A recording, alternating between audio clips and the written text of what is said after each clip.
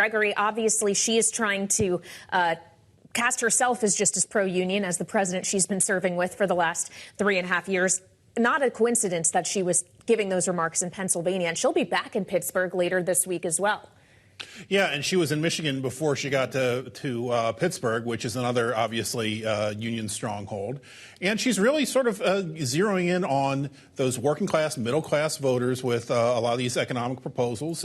You mentioned the small business one, which she'd previously announced home ownership assistance up to $25,000 for first-time home buyers, but also the no taxes on tips, which Trump had originally proposed. So she's trying to go tit for tat with Trump on a lot of these policies and even sort of seeing his ante and raising it on really sort of targeting what she hopes will be a key voting bloc in that middle class, middle America voter. They're both working overtime to get an endorsement from the Teamsters Union.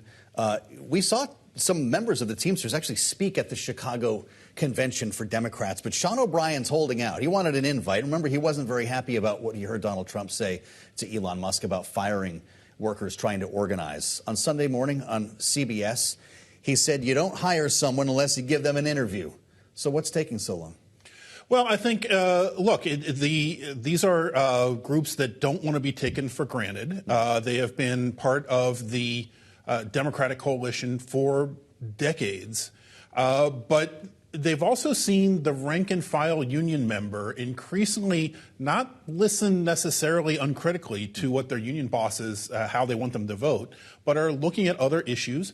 A lot of these auto workers, steel workers, manufacturing workers, especially in these blue wall industrial states, may be a little bit more culturally conservative, although they still are voting on union rights as well. But remember, also, there's a large number of other unions, service workers, nurses, teachers, public employees, and in Nevada, critically, the culinary union. And all of these represent different sort of constituencies with different sort of demographics, and some of them, most of them are in the Democratic fold, but they may want to hear a little bit more from Kamala Harris going forward and what she's going to do for the labor vote.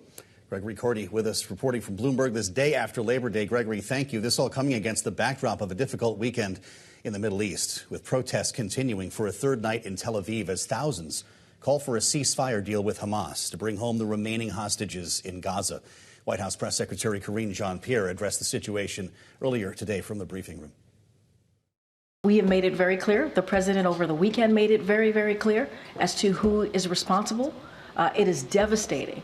The heinous acts that we have seen by Hamas is devastating. And those 6 hostages, their families are grieving. The president was very clear about that in his statement over the weekend, and he's going to continue to work around the clock. Let's bring in Bloomberg's Michelle Jamrisko for more here at the table in Washington. Michelle, it's great to see you. Does the death of these 6 hostages make a ceasefire more or less likely? Well, it depends on who you talk to. I mean, I think that's one of the clear divides today, and especially after we heard from Prime Minister Netanyahu last night, Israel time, Monday night, about how this actually makes it less possible to get to a deal. Is in his view that this makes Hamas more culpable and less willing to negotiate, and Israel therefore less willing to negotiate in response.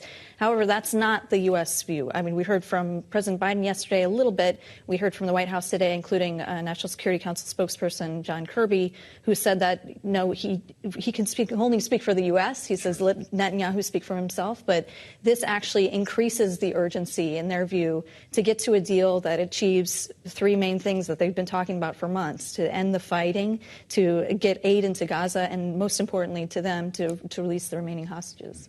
President Biden was asked if he'd be speaking with Prime Minister Netanyahu over this weekend. He said eventually.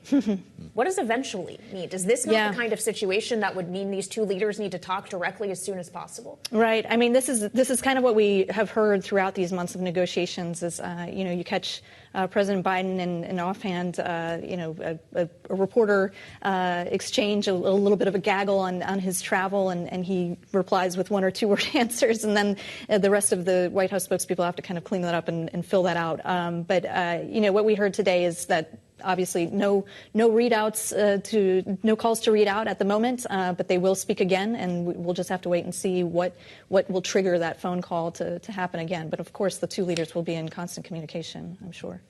Bloomberg's Michelle Jamrisko, thank you so much.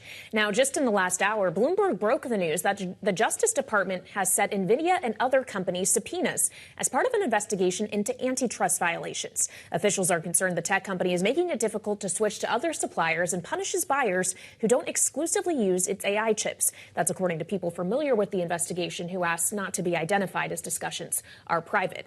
This, of course, comes on top of Nvidia suffering a record $279 billion drop in its market cap today, dragging the Nasdaq 100 down by more than 3% along with it. For more, we're joined now by Bloomberg's Bailey Lipschultz. So, Bailey, obviously it was an ugly day if you're long equities. How much of that is an Nvidia problem versus a larger one? Kailey, it seems like it's really been a risk-off day. As you mentioned, those probes that Bloomberg is reporting on are actually weighing on shares in the aftermarket trading, so the stock down another 2% on top of that 9.5% decline. But we really saw tech-heavy companies, whether you're an AI-like chip maker that we're seeing in the semiconductors index under pressure. The Nasdaq 100 had one of its worst days in about a month, as did the S&P 500. So it does really seem like, broadly speaking, investors are kind of dipping or rotating back out of some of those riskier assets and maybe flocking towards safer investments to kickstart September. And it does have a lot of shades of what we saw with last month's sharp sell-off on August 5th. Well, I'm glad you mentioned August 5th, because we should note, Bailey, that Nvidia is still holding above that level. It came down to below $100. And we know that Nvidia has obviously been, a borderline meme stock with such a big talker here, with so much volatility and liquidity around it. Let's take Nvidia out of the picture for a moment and remind ourselves that it's the day after Labor Day.